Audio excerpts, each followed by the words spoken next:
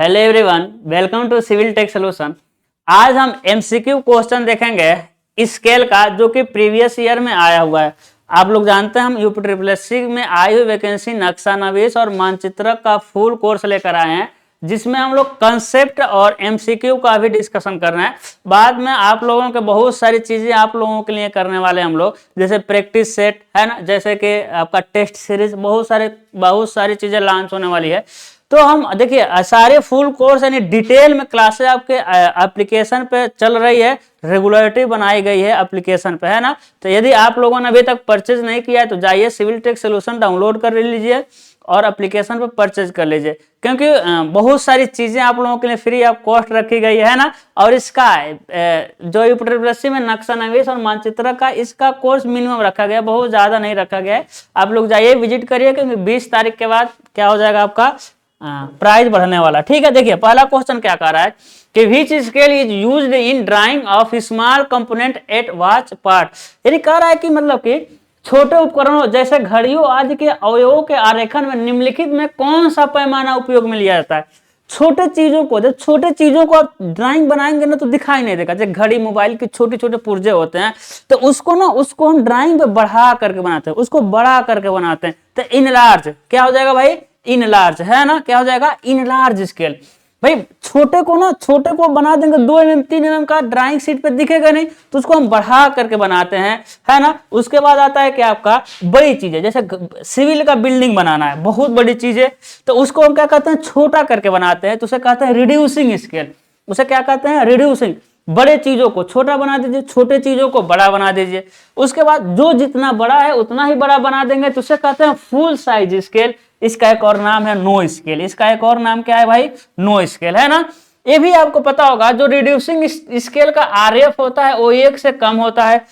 Full size scale का जो RF होता है ना, वो कितना होता है आपका, 1 होता है। और इनलार्जिंग साइज का आरएफ जो होता है वो 1 से अधिक होता है। ये भी जानते होंगे, जो रिड्यूसिंग साइज होता है, जो ड्राइंग का साइज जो होता है ऑब्जेक्ट के साइज से छोटा होगा। ये सारी चीजें डिस्कशन कर चुके हैं संकुचित में। रिड्यूसिंग स्केल में क्या होता है, ड्राइंग का साइज ऑब्जेक्ट का साइज से छोटा होता है। फुल साइज स्केल में ड्राइंग का साइज ऑब्जेक्ट के साइज के बराबर ही होता है। इनलार्जिंग साइज स्केल में ड्राइंग का साइज होता है वो ऑब्जेक्ट के एक्चुअल साइज से बड़ा होता है। ठीक है, बड़ा होता है। अगला क्वेश्चन, सेकंड नंबर क्वेश्चन पे चलते हैं। सेकंड नंबर क्वेश्चन क्या कर रहा है, सेकंड नंबर कह रहा है किसी बड़े संयंत्र की ड्राइंग बनाई जाती है। देखिए वही चीज आ गया, बड़े को कह रहा है, बड़े को किस स्केल से बनाते हैं भाई, तो बड़े को हम बनाते हैं रिड्यूसिंग। आपके पास 3 तरह के बस स्केल ही मिलता है, full size scale, reducing size scale और enlarging size scale. Full size यानी जितना बड़ा है उतना ही बड़ा ऑब्जेक्ट बना दीजिए। रिड्यूसिंग साइज बड़े को छोटा बनाना, वही तो कह रहा है कि बड़े को किस में बनाते हैं भाई, बड़े को छोटे में बनाते हैं रिड्यूसिंग साइज स्केल, और छोटे को जब बड़ा बनाते हैं तो कहते हैं इनलार्जिंग साइज स्केल। ठीक है, अगला क्वेश्चन देखते हैं। अगला क्वेश्चन कह रहा है आपका आरएफ का पूरा रूप, रिप्रेजेंटेटिव फ्रैक्शन, है ना। आरएफ का पूरा क्या होता है भाई, रिप्रेजेंटेटिव फ्रैक्शन होता है। यदि रिप्रेजेंटेटिव फ्रैक्शन न दे तब हम लगा सकते हैं फैक्टर को, है ना। लेकिन रिप्रेजेंटेटिव फ्रैक्शन आपको जब मिलेगा तो ही लगाना। हिंदी क्या होता है आपका इसका, निरूपक भिन्न। हिंदी क्या होता है इसका आपका, निरूपक भिन्न, है ना। हिंदी क्या मिलता है आपका, निरूपक भिन्न। ठीक है, चलिए अगला देखते हैं। करा जब स्केल का आरएफ का मान 1 है तो क्या कहलाएगा। ये तो हमें जस्ट बताया ना, जब आरएफ 1 है तो फुल साइज स्केल, है ना। फुल साइज स्केल का आरएफ क्या होता है, फुल साइज स्केल का आरएफ क्या होता है आपका, 1 होता है। रिड्यूसिंग साइज स्केल का जो आरएफ होता है वो क्या होता है आपका, 1 से कम होता है ना। प्लेन स्केल से लगातार 2 डिजिट या 2 यूनिट को मेजर करते हैं। डायगोनल स्केल से लगातार 3 यूनिट को मेजर करते हैं। यूनिट वही मिली सेंटी डेसीमीटर, डेका हेक्टर हो जाएगा आपका किलोमीटर, है ना। चलिए आगे बढ़ते हैं। कह रिड्यूसिंग स्केल में आरएफ का मान क्या होता है, देखिए वही चीज आ गया। रिड्यूसिंग में 1 से कम, है ना। रिड्यूसिंग में क्या हो जाएगा, आरएफ का मान हो जाएगा 1 से कम हो जाएगा, है ना। 1 के बराबर आपका फुल साइज स्केल में, किसमें भाई, फुल साइज स्केल में। और मोर देन 1 क्या होगा आपका, इनलार्जिंग साइज स्केल में। क्या हो जाता है आपका, इनलार्जिंग साइज स्केल में क्या हो जाएगा आपका, 1 से अधिक होता है। ठीक है, चलिए इनलार्जिंग साइज में आरएफ का मान क्या होगा, 1 से अधिक, है ना। क्या होता होगा, 1 से अधिक होगा। एक कई बार हम डिस्कशन कर चुके हैं। अगला क्या करा है, करा आरएफ होता है, स्केल का आरएफ होता है। जो आप स्केल यूज करते हैं भाई, स्केल यूज करते हैं ना, है ना। क्या करा कि स्केल का आरएफ होता है, वो स्केल में कितना आरएफ होता है, वो स्केल का आरएफ होता है वो जो 1 होता है। क्यों, है ना, नहीं नहीं वो क्वेश्चन है। एक कह रहा है कि स्केल का आरएफ होता है, यानी स्केल का जो हम स्केल पढ़ते हैं, full size scale, reducing size scale, उस स्केल का आरएफ कितना होता है। तो सब हो सकता है भाई, ग्रेटर देन एक हो सकता है, लेस देन हो सकता है, है कि नहीं, इक्वल टू 1 हो सकता है। चलिए आगे चलते हैं। आरएफ की इकाई है, तो आरएफ की कोई इकाई नहीं होती है भाई। आरएफ जो स्केल होता है ना, यूनिट लेस होता है। सॉरी, आरएफ जो होता है वो क्या होता है, यूनिट लेस होता है। कैसे?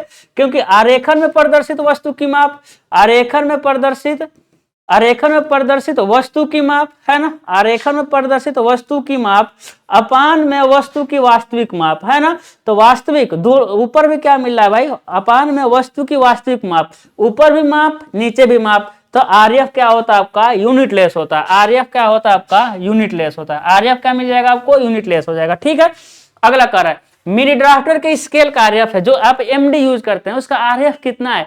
तो उसका आरएफ है 1, है ना, उसका आरएफ कितना है, 1 है। ठीक है, क्योंकि एक्चुअल में जो स्टैंडर्ड का 1 सेंटीमीटर होता है, वो आपके जो एमडी लिए उसमें भी वही 1 सेंटीमीटर है। ठीक है, करें कि बहुत अधिक छोटी, जैसे 0.1 mm के लिए उचित पैमाना, है ना। करें कि 0.1 mm मापने को अच्छे से किसके थ्रू माप सकते हैं, देखिए कोड स्केल। कोड स्केल से हम एंगल मेजर करते हैं। इससे हम क्या मेजर करते हैं, एंगल, है ना। इससे क्या करते हैं भाई, लगातार दो यूनिट को, लगातार हम कह रहे हैं लगातार 2 यूनिट को। कंपैरेटिव स्केल से हम क्या करते हैं भाई, इससे हम ना 2 यूनिट का तुलना करते हैं, है ना। 2 यूनिट का क्या करते हैं, तुलना। जैसे कि फीट इंच को मिलीमीटर सेंटीमीटर से कर देते हैं, है ना। और बचा आपका डायगोनल स्केल, है ना। तो क्या बच जाएगा आपका, डायगोनल स्केल से 0.1, इससे भी माप लेंगे, लेकिन इससे भी हम माप सकते हैं, लेकिन दोनों में सबसे अधिक शुद्धता डायगोनल से मेजर करेंगे। ठीक है, अगला देख लेते हैं भाई। अगला करे 3 अंकों की माप की आवश्यकता होने पर कौन सा उपयुक्त। करे कि 3 अंक यदि आपको दर्शाना है तो कौन सा स्केल, हमें बार बार कह रहे हैं कि 3 के लिए डायगोनल। जैसे कि 180 मीटर दर्शाना है, 185 मीटर दर्शाना है, तो क्या 3 अंक हो गया ना। जैसे कि हो जाएगा आपका, जैसे 100 185 को तोलेंगे तो 100, 80 और 5, है ना। तो किससे हो जाएगा डायगोनल। प्लेन से 2 ही, जैसे कि 25 मीटर आ जाएगा, 28 मीटर 2, देखिए 20, 5, इसको करेंगे तो 20, 8, ये 2 ही हुआ ना। तो इससे क्या हो जाएगा आपका, प्लेन हो जाएगा। ठीक है, अगला चलते हैं। कह रहा है कि 4.75 सेंटीमीटर की दूरी को मापने के लिए, अब 4.75 को कैसे तोड़िए, इसको अब तोड़िए, कुछ नहीं करना। देखिए 4.75 सेंटीमीटर, इसको तोड़िए, तोड़ेंगे तो क्या हो जाएगा, देखिए हो जाएगा 4.00 सेंटीमीटर, फिर क्या आ जाएगा 0.70 सेंटीमीटर, उसके बाद क्या आ जाएगा 0.05 सेंटीमीटर। यही तो जोड़ेंगे तो हो जाएगा 4.7। तो कितना हुआ, 3 हुआ, है कि नहीं। कितना हुआ आपके पास, 3 हुआ। और 3 के लिए हमको पता है डायगोनल, 3 के लिए पता है हमको क्या हो जाएगा, डायगोनल हो जाएगा। ठीक है, अब करेंगे 4.7 मीटर, अभी तो जस्ट बताया भाई। 4.7 मीटर को तोड़िए, 4.7 मीटर, तो क्या हो जाएगा आपका 4 मीटर और 0.7 मीटर, है कि नहीं। 2 आया, और 2 को हम कहते हैं प्लेन स्केल। क्या हो जाएगा आपका, प्लेन स्केल। अगला कराए, जब 3 लगातार इकाइयों में माप की आवश्यकता हो तो बताइए, लगातार 3 यूनिट, है ना। तो क्या हो जाएगा, प्लेन से लगातार 2 होता है, डायगोनल से लगातार 3 होता है कि नहीं, है ना। इसे कोड स्केल से हम लोग एंगल मेजर करते हैं, है ना। आइसोमेट्रिक स्केल से कोई लेना देना नहीं। चलिए आगे चलते हैं। कह रहा है कि एक वर्ग के विकर्णों को मापा जाता है, वर्ग के विकर्णों को हम मापते हैं विकर्ण डायगोनल स्केल में, है ना। विकर्ण नाम ही लिखा है, डायगोनल से डायगोनल स्केल। कह रहा है इकाइयों की माप की 2 प्रणाली उपयोग किया था। देखिए इस क्वेश्चन को सोचिए, एक क्वेश्चन बहुत अच्छा है, बहुत अच्छा है ना, बहुत अच्छा। कह रहा है कि 2 सिस्टम, देखिए 2 यूनिट नहीं बोला है, 2 यूनिट नहीं बोला है, बोला है 2 सिस्टम। 2 सिस्टम मतलब एक सिस्टम एमकेएस पद्धति सिस्टम हो जाएगा और आपका सीजीएस हो जाएगा। चीजें समझ रहे हैं, यानी एक फीट इंच वाला सिस्टम हो गया और एक मिलीमीटर सेंटीमीटर वाला सिस्टम, और 2 सिस्टम मतलब हम कंपैरेटिव तुलना करेंगे। क्या करते हैं भाई, तुलना करते हैं।